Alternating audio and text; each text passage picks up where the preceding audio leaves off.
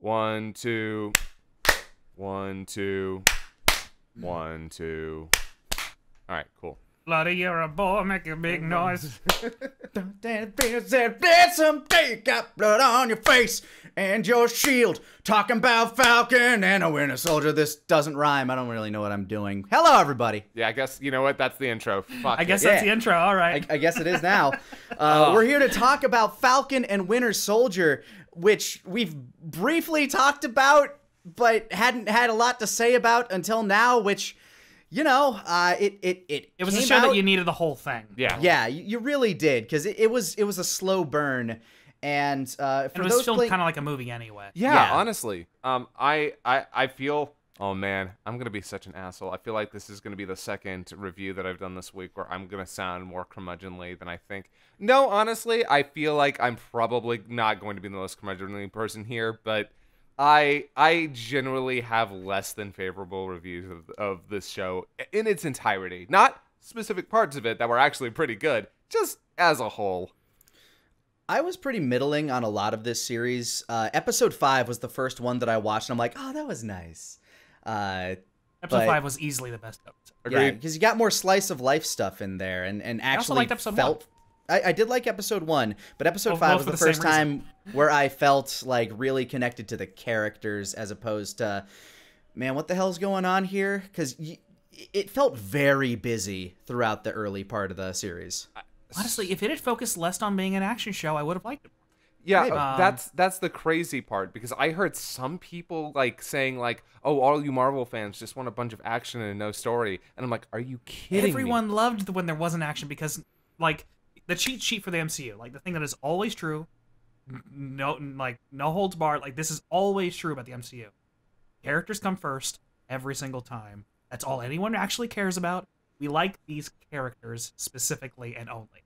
Like the action in the MCU mostly isn't very good. But this is their first long-form movie series, whatever you actually want to call it. You can call it a long-form movie. Yeah, the biggest problem I think it had was it came directly off the heels of WandaVision for them.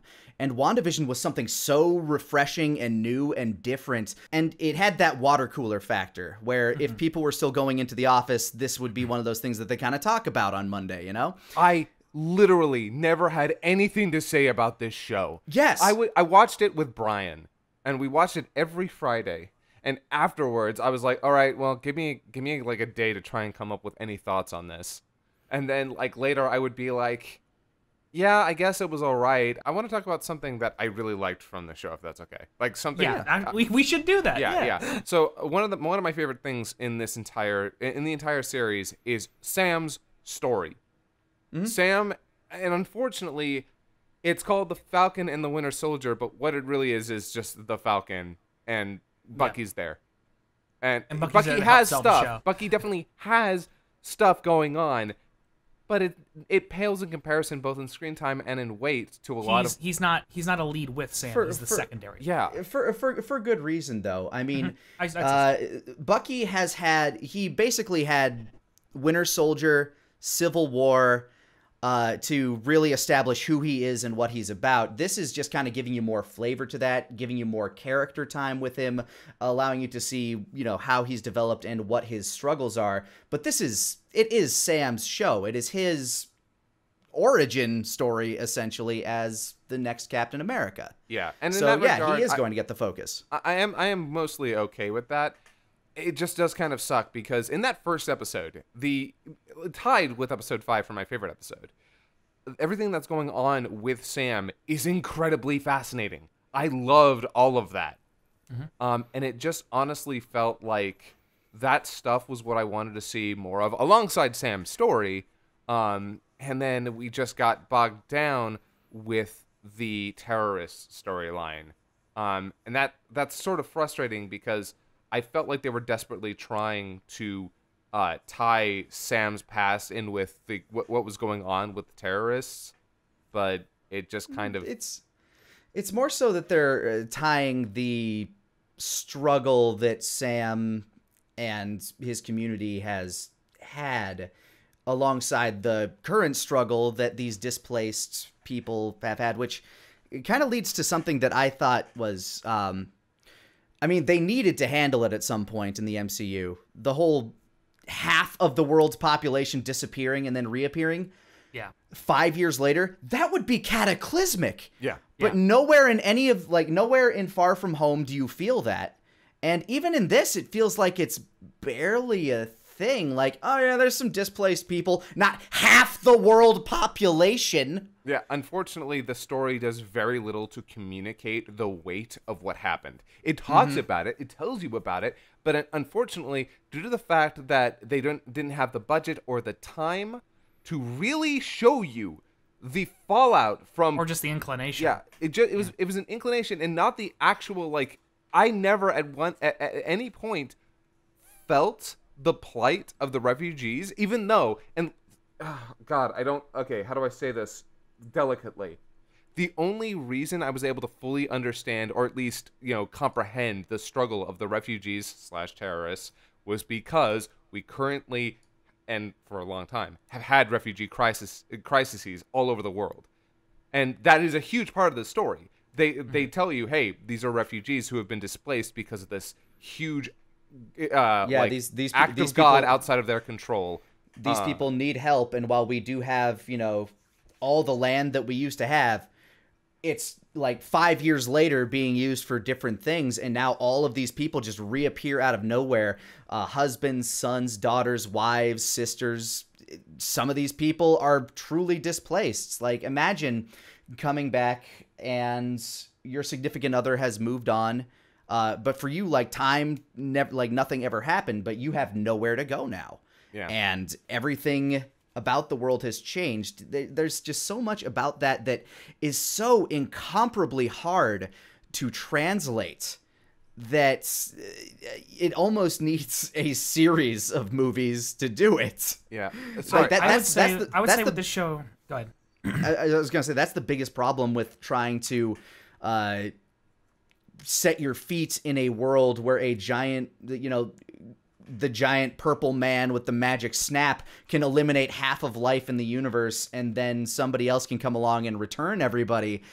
You have this huge disconnect from reality that it's hard to actually put real, like a real message towards that insanely unrealistic scenario. Yeah, with the benefit of having seen the entire show, and being an outside, person, I think what the show needed was A, to focus more consistently on just Sam and Bucky. B, to have a full episode that was just about Carly, like, halfway through, that showed what she had gone through, a pre-snap, post-snap, and then what she's doing now. Yeah, that's what we're missing. Oh my God, that would have been amazing. That would have been, We need to know what these people had been through, like, after they came back. What happened? A full episode of that. To really, like, get these people together, because there should be a lot more of them than what there were, it felt like. Yeah, and then on top of those changes, less of John Walker. Just less of him. He's fine the way he is, but we didn't need as much of him. We certainly didn't need to try and humanize him so much, honestly. Like the show could have done that maybe with more time, but I don't think I needed it now. That's not what this story benefited from. As interesting as he might be as a character. That's kind of the biggest problem there. Sorry, go ahead, Kaiser. So John Walker is a fascinating character all on his own. He starts off as this guy who is part of the U.S. military, and he has to take over the Shield, which is this huge responsibility. He knows what it means. He grasps the weight. Unfortunately, he himself was never as virtuous a person as Steve was. Steve. Well, and he also is someone who is more of a soldier than Steve was, because Steve was a good person. He was not a very good soldier at all, because he didn't follow orders. Yeah, Steve's whole approach to this was, I don't want to kill anybody. I just don't like bullies. Yeah, I want to help people. John Walker, he followed orders, and he wants to do the job. He served dutifully, and there are parts of that's commendable. He might not have always made. That's the big division between him and what makes somebody a good Captain America, is the fact that he follows orders for the government no matter what they are. They had that moment where it's like, those things that we did to earn those medals, I don't think that is heroic. And that does humanize him to a certain extent, but he's just like, just following orders doesn't mean you're a good, like a good person. It's a fraught phrase. Yeah. But if he had disobeyed those orders, they never would have given him the shield. They would have fucking, tossed him aside. Like, you disobeyed orders. Get the fuck out of here. So no matter what, his situation was going to be fucked. Yeah. And that's the truth of the situation is that, like, when it comes to the military... Hey, turns out the military-industrial complex in the United States is absolutely fucked. It's real. Yeah, it's a real thing. Yeah, it's a nightmare because it will take in young people in desperate need of education and money, and it'll turn them into killing machines. And then when it doesn't need them anymore, a lot of the times it just kind of throws them away. The state of the VA is a nightmare. Yeah. Like it's one of those things that everyone agrees should be good. In no matter what part of the political spectrum you're on, you're like, no, we should take care of the people who fight for their country, and we don't do it very well. Yeah, but that's a whole different subject. This is a subject. It's not entirely a different subject, by the way. I like to point out that like we live in a country, and regardless of how you feel about the U.S.'s military, this is going to get political, by the way. This show's very political. It can't not. Yeah, and despite the show, is very much political. Even though I will say this, I don't think any of us necessarily are qualified to speak on a lot of these subjects. Yeah. Well, yeah, no, we're not going to. But regardless, you have opinions. So no, yeah, we're not going to pretend to speak from the perspective or the experience of people whose experiences we have not had. Yeah. So we'll have to discuss them a bit, but we're not going to pretend to really get it because guess what? We can't get it. Yeah. Can't get a lot of these things. We can do our best. Like from the situation that we're each born into a different situation, and I'm just gonna go out on a limb here and say none of us three have ever served. So, no. But when it comes to John Walker, we see throughout this that he is trying to uphold the ideal of strength, virtue, of justice, and he takes that job very seriously. He when he dons that outfit, when he dons the shield, you can tell that he is wholeheartedly dedicated to doing this. He's also just, kind of a prick about it. And that fucking smile, like this is nothing against the actor. The wink. Yeah, he's just very punchable with the way that he acts and the way that he looks. And I think that was very much intentional on the part of the actor. He was definitely trying certainly to early in the show. Yeah. I do feel for the actor just because, goddamn, society he does a very good job. Yeah, he does a very good job with the role. And society has a way of when somebody's meant to be, like, hateable on screen, society has a way of dogpiling on the person that played him well. I believe that. Yeah, I believe the which actor, is not fair. I believe the actor for Joffrey, I believe he quit acting. He did. He got death threats for. Lena Headey also got harassed. It's like no. That's we should all collectively be adults, grown-ups who understand that actors are doing a job and are not in any way responsible some for people don't. Some people can't parse the two things for some reason. It's just they just need to grow up and become 4 and then learn object permanence. But when it comes John Walker, complicated character, part of the military-industrial complex, ultimately kind of does a really bad thing when he kills one of the flag smashers. A little bit. Kind of does a war crime. Just a little war crime. Just a small murder. war crime. Just one war crime. Okay, who hasn't done a war crime here? You can redeem someone of a war crime in a week. Yeah, that's fine. So, unfortunately, John Walker was a character that I would have enjoyed more if they had actively made him more sympathetic or went the opposite fucking direction.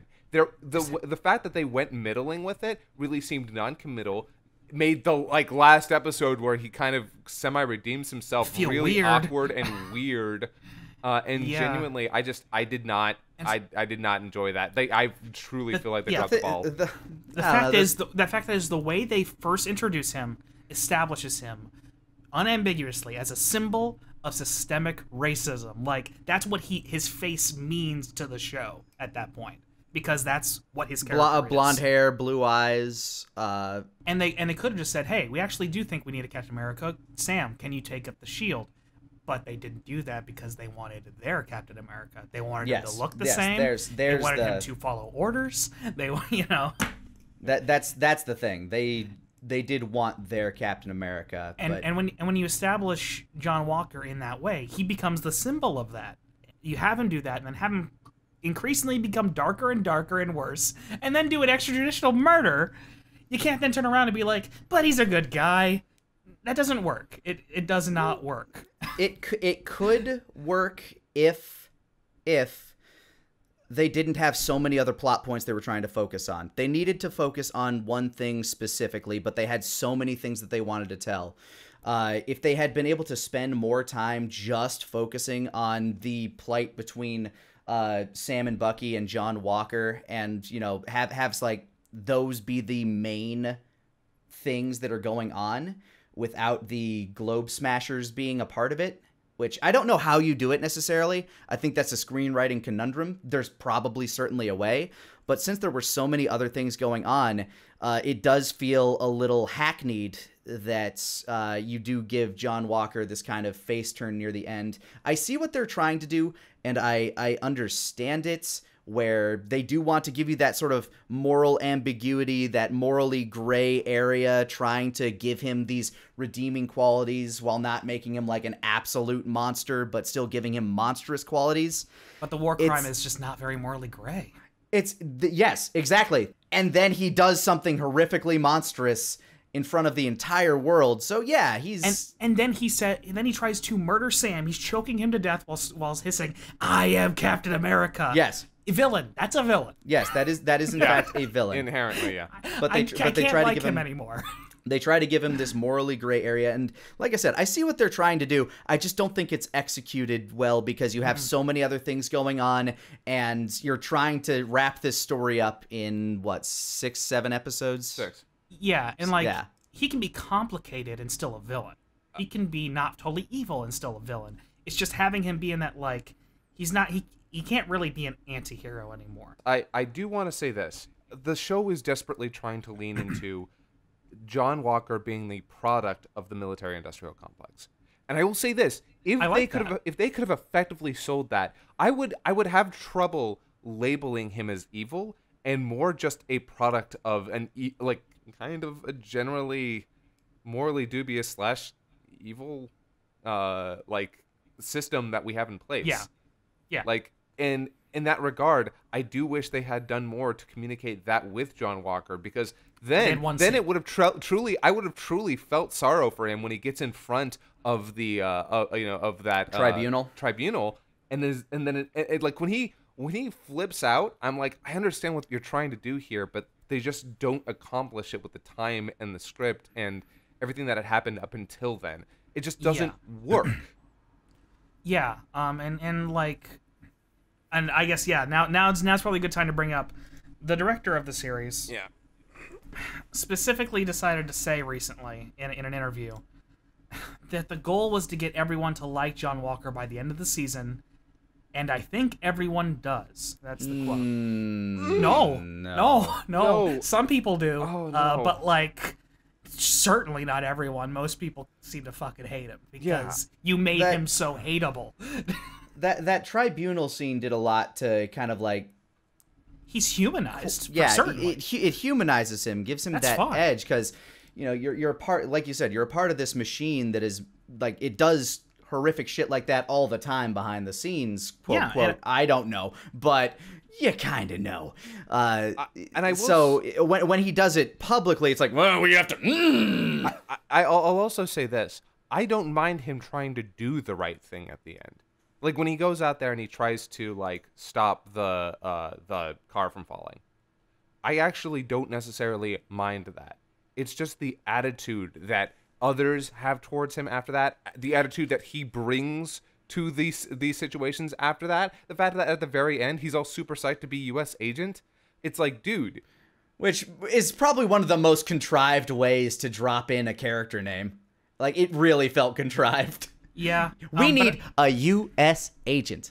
But yeah, I honestly I like almost everything except the fact that he does this silly little team up with them. Pretty much everything else, including him deciding to save people over doing something vengeful, I can get with. It's really just the silly team up thing. Yeah, I have to agree. That's the only thing that really burns my ass. It's just like, no, that's not where he's at. Yeah, that shouldn't be where he's at. He to effectively communicate the tragedy of that character.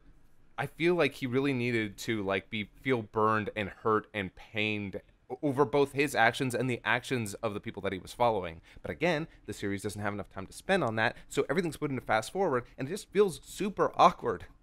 Yeah, because like I said, you have so many things that you're trying to tell. You have so many different stories. So many fucking spinning plates. It's not even just the Flag Smashers. It's not even just like Sam and John Walker and Zemo and we haven't even talked about Zemo. Agent Carter. But you also add in Isaac, the original super soldier. Isaiah, by the way. Isaiah Bradley, yeah.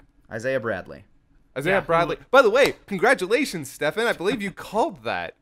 I actually think I called it like a while ago, but yeah, he's an important story in the comics. At least to me, he's always been a very important story, and you guys now know why. To me, it's very impactful, and I believe they even establish that this is an Isaiah who it's very ambiguous, but it does seem to be he's one of the people that the serum was tested on. Mm-hmm. Yeah. Oh yeah. They say that pretty outright. Yeah. They bring up the 422. They bring up the Tuskegee Airmen. And he seems to say that he was there during that. So he says that, and he says very blatantly in a scene that they were injecting us with things, telling us it was to prevent malaria or something, and that was the experimental super soldier serum that a lot of people died, and people got. It's a very specific parallel. Yeah. I will say I didn't find it subtle at all. I got the implication immediately. So yeah. I was unclear show whether or not their version had him just active during the Korean War or not. The show does not do subtle. It is pretty heavy-handed with its political messagery. Yeah, I don't even mind that. No, but I think it's ambiguous in all the wrong ways sometimes. You got all of Parlor yelling about how woke it is, but whatever. They're not going to be happy. They're not going to be happy about anything. But fuck Parlor and everyone on it. Yeah, it's one of those things where the show is not shy about a lot of things, though it gets very ambiguous in all the ways where it just, I don't know. I feel like at times it feels like the head writer, Malcolm Spellman's, and the creator of the show, guy who's also going to be writing the next movie, Captain America movie. It feels like his politics are distinct from what Marvel is fully comfortable with letting him say, because it seems like he just agrees with Carly, which, hey, I agree with Carly pretty much. The thing that she wants is simply correct, and the show doesn't have an argument against her. So, one of the ways that this plotline, the Flag Smashers plotline, is also underserved, is that it feels like it has to have a villain that isn't John Walker. So they just sort of make her a villain all of a sudden. Yeah. Suddenly she's murdering people. Why? Because she's been pushed too far. I cannot stand in what way? that. Who knows? Because you're right. Carly is inherently correct in wanting to fight back against these governments that are not giving them what they need as human beings. Yeah, people are dying. People are not being kept healthy. They need to educate themselves.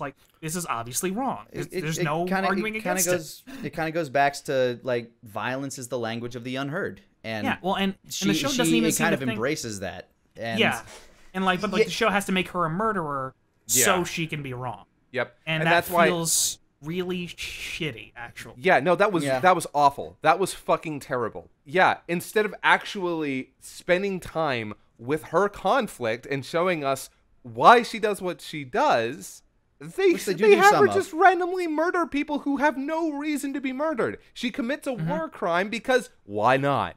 Why the fuck? Yeah, there's no good reason. When she first kills someone, even the characters around her are like, why are you doing that? And she's like, we have to send a message. Yeah. And it's like, okay, but you were winning. She was winning people to her cause. She literally had no reason to do it. Yeah, literally. And so it feels like the plot just needs her to do it. And that's not satisfying. It makes it feel like she's not wrong. The story's just making her wrong. which is a bad way for a story to feel. Like when she kills Lamar, that scene could have worked way more effectively if that had been one of the first people or the only people we actually see her kill. Like, if it had been implied that she had tried to do this as bloodily as possible, but then had to kill somebody who was just serving their country. Imagine the moral conflict that could have emerged from that action, because you know that she is working in the interest of people who are not being served by their government.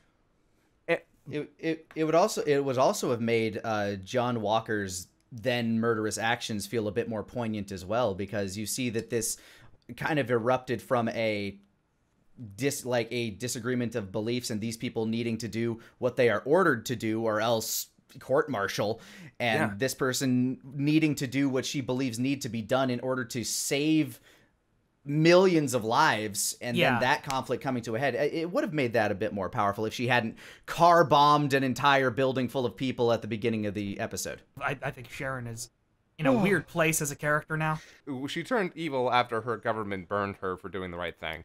That part I actually get. I get what they did with Sharon Carter. It was also just kind of like, oh, okay, I guess this is the route you guys went with her. Fine, I suppose. Yeah, and like, I don't know, like I didn't mind where she was at first, but like then making her like, no, she's this huge she's the shadow broker. Like, okay, well no, I was fine with her just being in a dark place. Like, that's fine. Nothing wrong with that. Like I'm sure you could have even used that to criticize Steve. It's like he left her behind. He could have helped. I'm sure they'll explain. Like, I'm sure they'll go into some of that. Maybe he couldn't have helped. Maybe she was snapped out of existence by the time he could have done anything. That's the thing, though. Like, I think another thing the show kind of skipped over that it shouldn't have was that Steve abandoned a lot of the people close to him to do something that he wanted.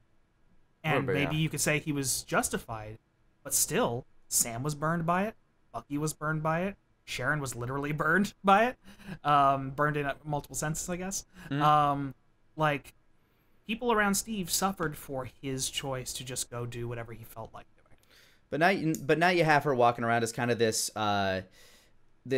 counter Nick Fury almost, like where she kind of runs the criminal underworld the same way that S.H.I.E.L.D. was run, it seems. Yeah, and it's like, oh, so you let a wolf into the sheep's den or whatever. There's some interesting stuff there, and I'm sure they'll expand upon it, like how she ended up where she did. I'm sure it was like a survival kind of thing, obviously, and she just, kicked ass while doing it. I don't necessarily mind where she ended up. I honestly, as soon as she showed up and they were talking about this power broker, pretty much in the same episode, I'm like, oh, it's her.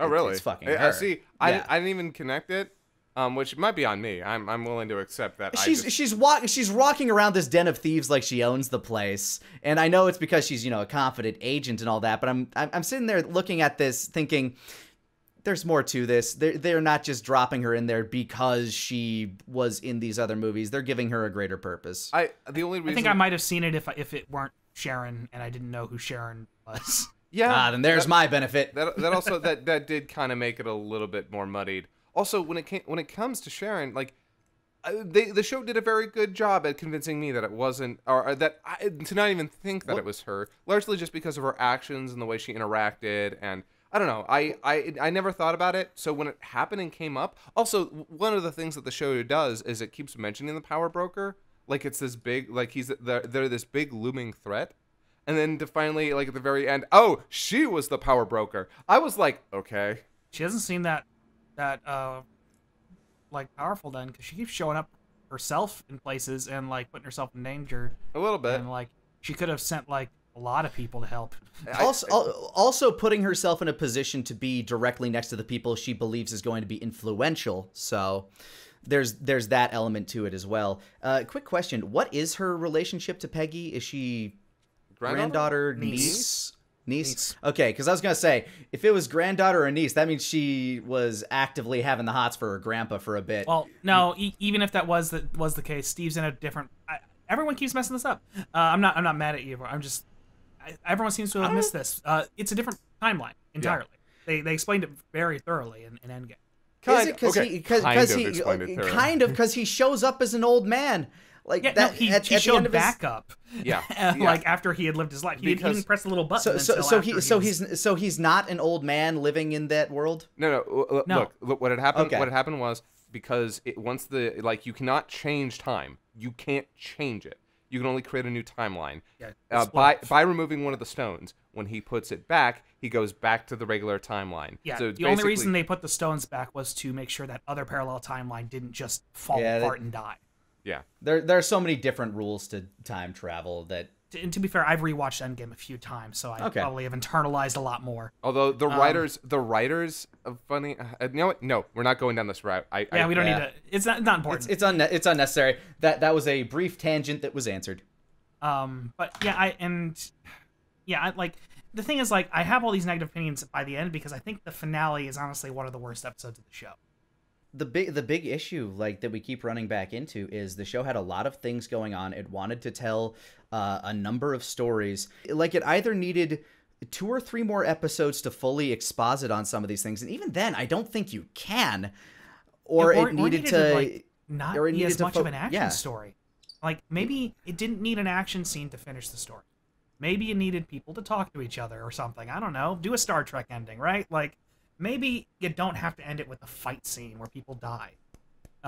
Maybe Carly didn't need to die. Maybe all the super soldiers didn't need to just fucking get quickly disposed of by Zemo, who's been acting silly most of the show, but he's a murderer. Yeah, we barely even talked about Zemo, who was a lot of people's favorite character in the show, and he was had fun, his moments. But like, yeah, he was fun for a weird sociopathic murderer.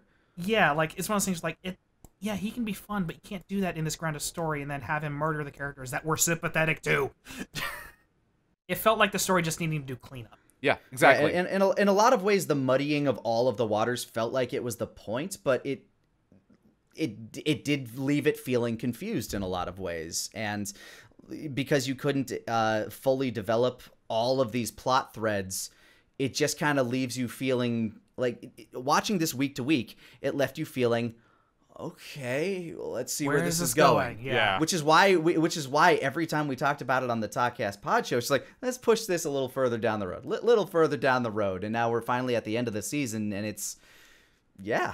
Like, and on my timeline, like, I was seeing a lot of people being like, I'm not sure I'm liking what this show is saying. I'll wait and find out. And then, but like, in the end, like, the finale made it seem like what it was saying was way worse than it was saying for the majority of it. Yeah. So, like, I do think having Zemo be the one to kill them kind of does make it a little less like, oh, he's the villain. He's the villain and he kills people. But again, it is also like, he is such a jokester. I'm sorry. They make him fun and silly for most of the show. Yeah, I'm sorry. Zemo comes off as like, oh, we don't have a charismatic villain here. So we have Zemo, who's kind of this roguish villain who's, you know, oh, he's so funny and he makes references to Marvin Gaye, and it's like, yeah, he's puckish to a certain extent, but then he has this deep driving political modus of nobody should be a super soldier. These shouldn't exist. They are the essence of supremacy. Kill them all. And he's not necessarily supremacists. Yeah. He's not necessarily wrong, but it's all like, that's just another thing that kind of muddies things about the super soldiers. Angle. Yeah, about the like, which I, by the way, actually I kind of dug that.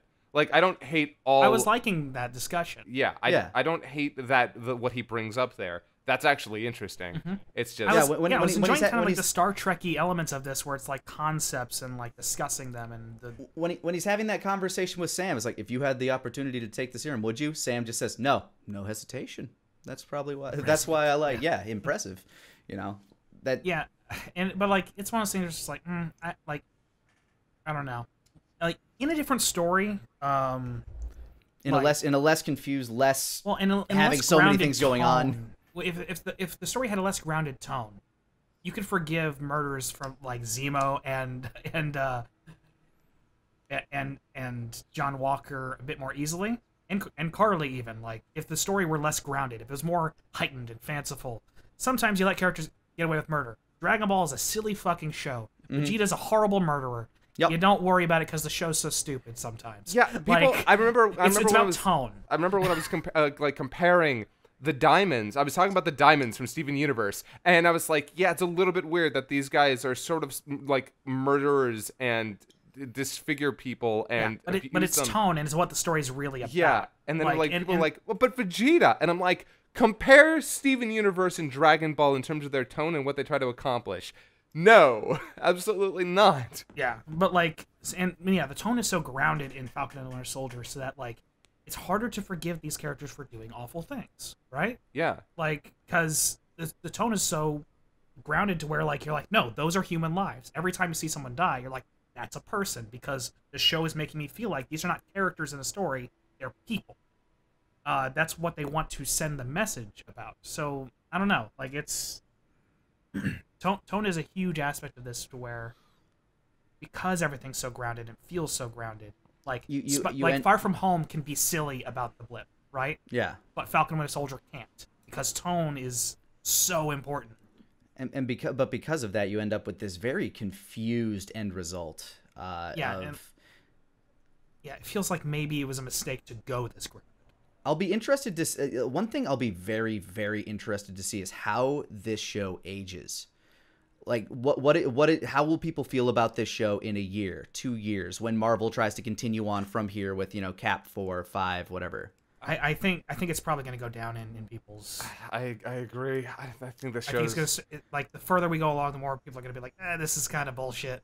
Yeah, but that's I think what also I mean. Malcolm Spellman's going to do better. Like that's what I mean. I think I'll be very interested to see that reaction and how that transforms everything moving forward. Yeah, but I think I like, despite all my problems here, I think something they did unambiguously very well is establishing Sam and Bucky as their own characters. Characters that you can care about. The highlight of the show for me was their rapport. Like, their back and forths were great, especially the wizards, androids, aliens. Yeah. It's always one of the three. I was going to say, yeah, my favorite, like, I was going to start listing my favorite parts of the show. My favorite part of the show was easily Sam and Bucky.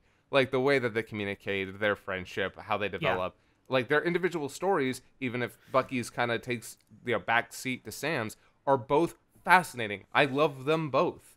Sebastian Stan and Anthony Mackie play off of each other very well. They have an insanely good chemistry on screen. Can I say one thing though? That, and I might be like, spitting in both your faces when I say this. I actually think Sebastian Stan, for one reason or another, maybe it's just in this, maybe it's with this character, this script, this director, I didn't love him. I felt like he was struggling with his tone, with his delivery. I felt like he was off. It was hard. He was always kind of hard to read in a bad way, and it came off really wooden. And I get that he's a guy who's struggling with his own identity, but a lot of the time it just felt less intentional. I think Sebastian Stan plays tortured kind of flat, if I'm honest. Because I think you like Bucky more, frankly, when you see him smile. Because Sebastian Stan has a very warm smile. He has a very nice smile. When he plays Bucky like more happy and more like a full person, you like him.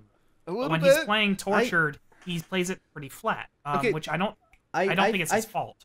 I actually find that a little bit relatable. When I am under distress, when I feel like, I'm overwhelmed by something, and in his case, it's the decades of psychological torture, I tend to shut all of my emotions down. All of them. Like, I go straight-faced, and you're thinking about it now, aren't you, Kaiser? Because I do that. Yeah, that's true. It's something that I do, and it's something that when I look at him acting the way he does when he's in a stressful situation, the easiest way he sees to get out of it and survive it is to just act as logically as possible. And that makes a lot of sense to me. I don't think it's a problem. I just think it makes it harder to connect with the character during those moments. And it's just because Sebastian Stan's face, when he's playing that, it won't do much. Because that's just his face. It's not his fault. You do have a great moment of it, though, when they do show him when he's getting his therapy in Wakanda. And, like, just sitting around the fire. And you have that moment of him being emotionally vulnerable, and it kind of gives you that understanding of why he does just shut down. So I think Sebastian Stan did a fantastic job in this, and I agree with Stephan that he's very affable and charming when he's when he's playing Happy Bucky. I look forward, I feel like the show maybe should have leaned more, not maybe, definitely should have leaned more into the buddy cop stuff. Yeah. Yes. Or buddy comedy stuff. Let's call it that for them. Yeah, I gotta agree. Yeah, like that was where the show consistently was strongest. The character stuff. Yeah, was the character stuff, and them doing stuff together, and like even when they were disagreeing and being combative with each other, that was fun. But they do that for one episode and they're done. And they had so many stories that they wanted to tell that they couldn't do more of that, which was a shame. Yeah, like the show, like I think that's part of like what makes episode 3 kind of a slog is that even though Zemo's kind of being silly, Sam and Bucky are at their least compelling in that episode. You don't feel what they're just there babysitting a murderer, basically. Yeah, and like so like they're having discussions and they're talking, but they're not being fun in any way. And that's actually part of what Sam is like. What's so great about Sam is that like people like the directors and writers have been putting more of Anthony Mackie into Sam, like letting him be fun, right? And those are some of the moments that Sam really shines in the show is when he's like talking frankly to other black people and doing it in a way that's very warm and funny and fun, even when he's disagreeing with somebody, and genuine. And like those are the moments where I see him like, hey, that's why he makes a good Captain America, right? Like, and I think both of these guys are very, very good actors. Like, there's a reason they got these roles. Absolutely. Yeah. And again, like when I was making that comment, and like again, I gave as many qualifiers as I possibly could for why I felt like Sebastian Stan in this particular part. No, we're gonna stomp on you for your opinion. I know. Just sit there and take it. But no, I kind of agree though. That said, like Malcolm Spellman's going to keep handling Sam's Captain America. Seems like he's going to be sort of the steward for that character going forward for a while. I don't think that's a bad decision. No, me neither. I think he has a lot of good direction with where this was going. It's just this entire thing felt so bogged down and muddled by so many of the things they wanted to tell. And production seems like it was kind of rough. It did. So I really want to see Malcolm Spellman take another crack at this, and keep developing his characters and find what works. Right? Like I'm not of the opinion that someone does something wrong once or something even flawed once and then you just throw them in the trash. No, let them grow into it. No one hits it out of the park right away except for like a few exceptions. And even those exceptions, sometimes they hit it out of the park the first time. You try to throw them on something bigger, and then they fall flat on their face because, lightning in a bottle. Yeah. So, like, I am more than happy to watch someone, like, grow into the role of, writer for this character.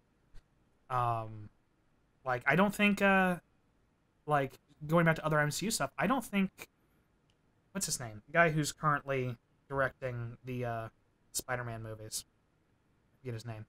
I'm unsure too. Yeah, I don't know. You would be the one to know that. You're far better at trivia than I am. I would. I was gonna say Mark Webb, but that was Amazing Spider-Man. Yeah. John Watts. John Watts. Yes. Yeah, John Watts. I don't think his take on Spider-Man has been great, but I would love to see him just keep going at it and keep trying because like he gets the characters pitch perfect to me. God, it's one of my favorite Spider-Man and Peter Parkers. It's just the stories that he keeps telling are kind of like weird and yeah, I'd like them to take another crack at those murder glasses that shouldn't exist to make sure that like you establish hey, Peter Parker should realize, oh, these murder glasses are bad. I should not have the murder glasses. Time to like break them in half and say Tony was wrong. Like I'd love for them to do that. But that said, like enough is right to where I want to see more. As long as they learn from what doesn't. Yeah. Well, anything else we want to say about the Falcon and the Winter Soldier before we wrap this up?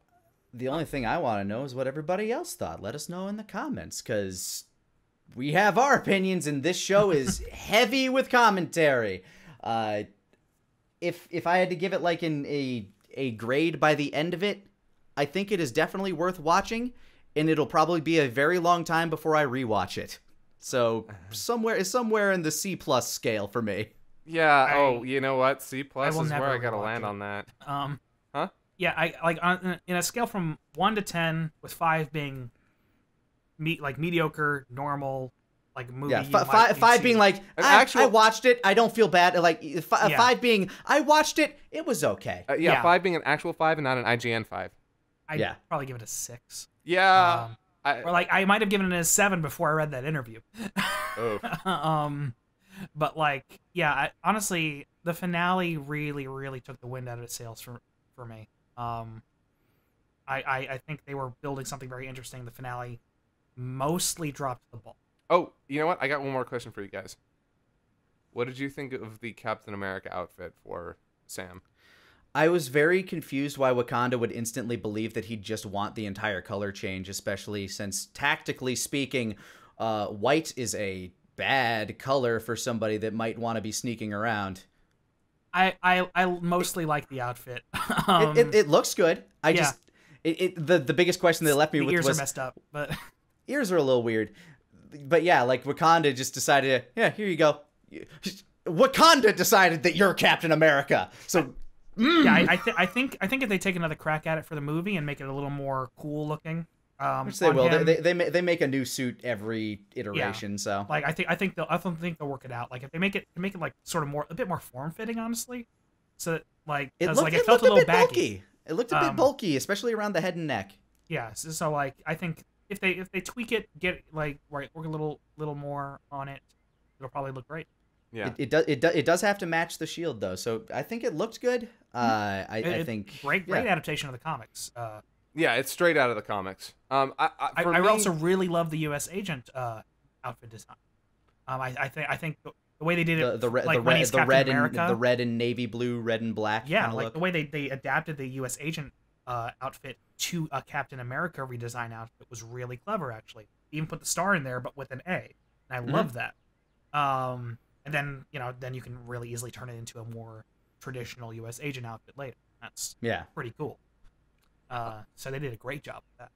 Yeah. Costuming on point. Like even when they contrivingly gave Zemo his balaclava, I'm like, yeah, it all looks good. Actually, it wasn't. It wasn't even a balaclava. It was just a mask. Yeah, but I mean, it's that full face. Yeah. Balaclava kind of mask. Which it was really funny to see him like no, but he's really the one for the comics. Look, I'm a baron, I'm rich. Yeah. I there was a part of it that I did enjoy. It's like, you forgot that I was a baron, right? And it's like, yeah, I guess I did. Because he seemed like a normal dude. Hey man, like rich people can do crazy evil bullshit all the time. A dude like that had to have crazy resources to be able to pull the shit off in Civil War, to be fair. So no, I don't. True. I kind of liked the silliness of it. I kind of wish the rest of the show were just as a little heightened in its reality. Yeah, he is a cartoon character, and in a setting that is not, which is weird because usually I'm about that in my MCU movies. But yeah, you're right. It is a tonal thing. Some of the MCU does feel like a cartoon. Some of it does feel more grounded. This is the more grounded side of the MCU. The more cartoony it's the most stuff. Grounded it's ever gotten. Yes, yeah. Like the more cartoony stuff is Guardians of the Galaxy, Thor, which great that they're traveling around together. That actually makes... in that regard, I would say that this really does fall in line with a lot of the other Captain America films. It would, I guess, the exception of 3, but let's be honest, 3 That's essentially a sequel. Yeah, 3 is just Avengers 3. Right. So yeah, Civil War was always more of an Avengers movie, even if Cap was kind of the centerpiece. It was really Cap and Tony's movie. But this show overall worth watching. I mean, if you've watched this far through the review, you've probably already watched it, so you have your own opinions.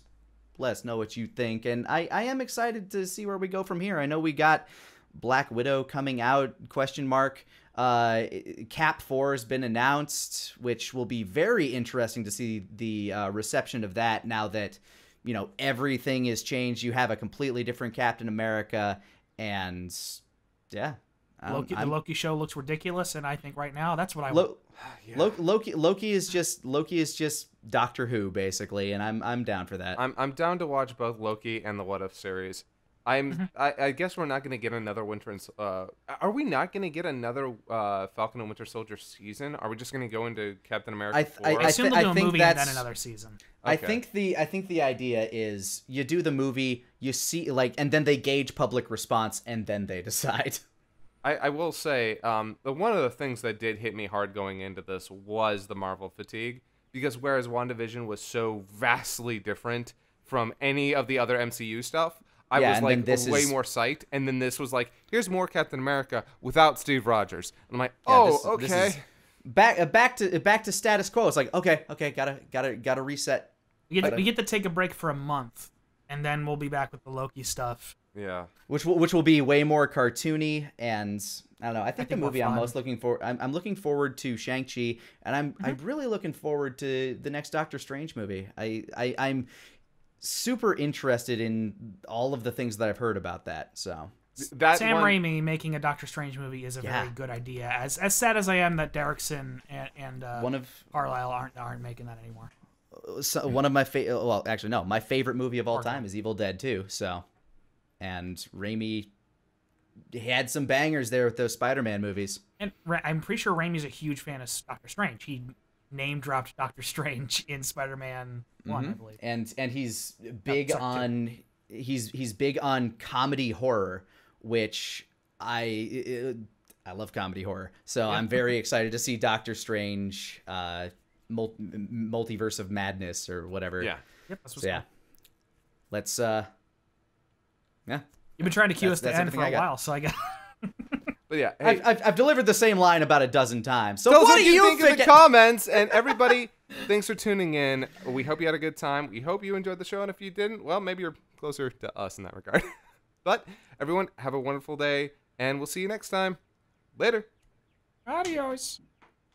Mercy bears richer fruit than strict justice. Lincoln? Really? Great man. Great quote. No! No! He murdered someone. Take him to jail. You guys are weird.